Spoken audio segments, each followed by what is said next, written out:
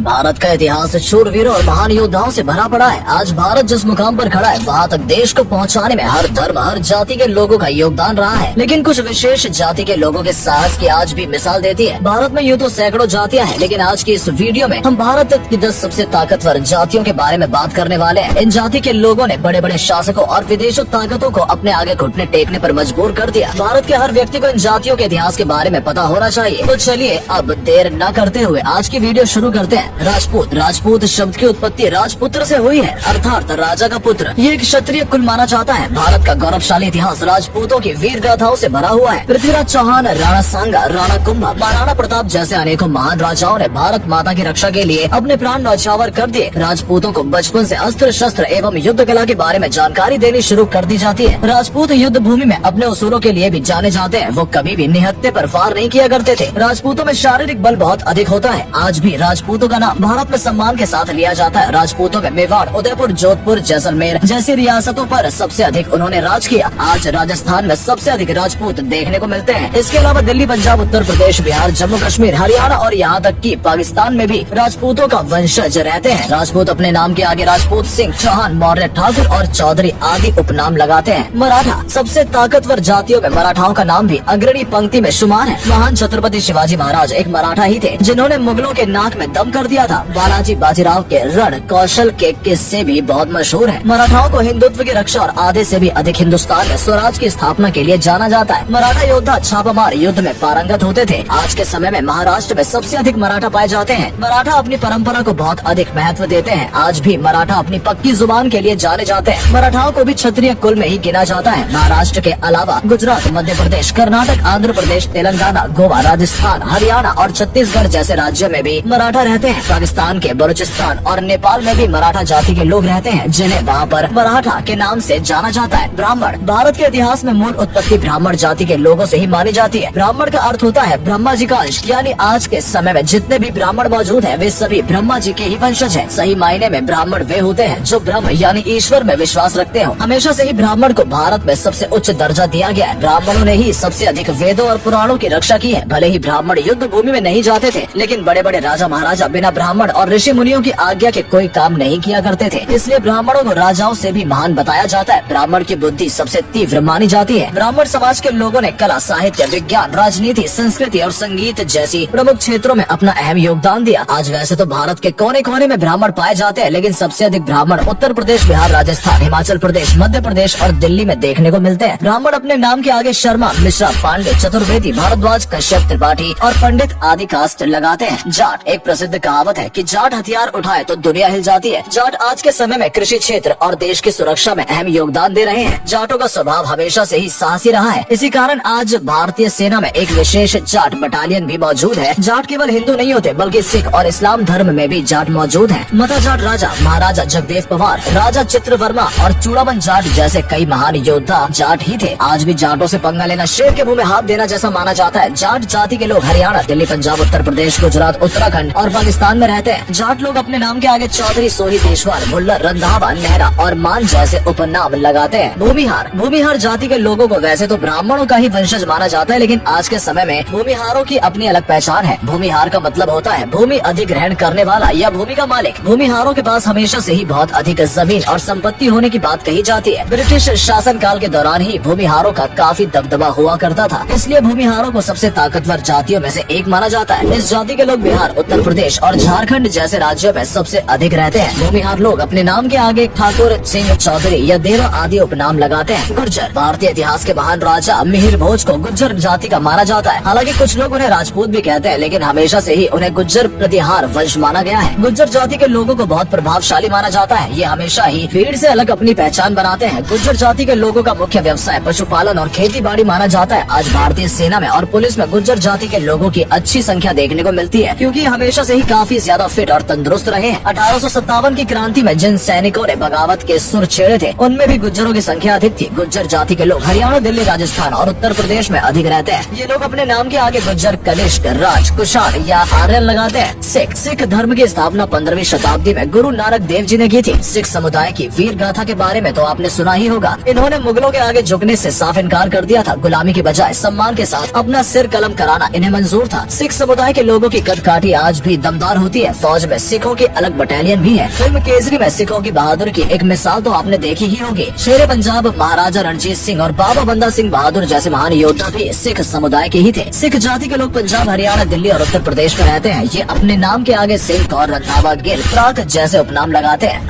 अहीर जाति के लोगों को यादवों के नाम से भी जाना जाता है और इनका इतिहास महाभारत काल जितना पुराना माना जाता है। अहीर जाति के लोग महाराजा यदु के वंशज माने जाते हैं। राजा चंद्रवंशी का नाम अहीर जाति के इतिहास में सबसे अधिक सम्मान के साथ लिया जाता है। समय समय पर यदुवंशी राजाओं ने भारत के कई हिस्सों पर राज किया। अहीर जाति के लोगों को मुख्य पेशा पशुपालन माना जाता है। इस जाति के लोगों में साहस और पराक्रम भी कूट कूट कर भरा होता है। अहीर जाति के लोगों की अधिक संख्या बिहार, उत्तर प्रदेश, हरियाणा और दिल्ली में पाई जाती है। ये अपने नाम के आगे चौधरी, राव, प्रताप या यादव लगाते हैं। मीणा शब्द की उत्पत्ति मत्स्य यानी मछली शब्द से हुई है और भगवान मीन को अपना देवता मानते हैं। प्राचीन समय में मीणा जाति के लोगों ने राजस्थान के सिरोही, उदयपुर, बांसवाड़ा, डूंगरपुर, अलवर, भरतपुर एवं चित्तौड़गढ़ पर राज किया है। इस जाति के लोगों को मत्स्य पालन और पशुपालन के लिए भी जाना जाता है। 19वीं सदी में मीणा रेजिमेंट का गठन भी किया गया है। हालांकि बाद में रेजिमेंट समाप्त कर दिया गया। मीणा जाति के लोगों की गिनती आज भी भारत की सबसे ताकतवर जातियों में की जाती है। सरकार ने मीणा जाति को अनुसूचित का दर्जा दिया हुआ है। इस जाति के लोग दिल्ली, हरियाणा, उत्तर प्रदेश, राजस्थान और मध्य प्रदेश में अधिक पाए जाते हैं और ये अपने नाम के आगे मीन, मान जैसे उपनाम लगाते हैं।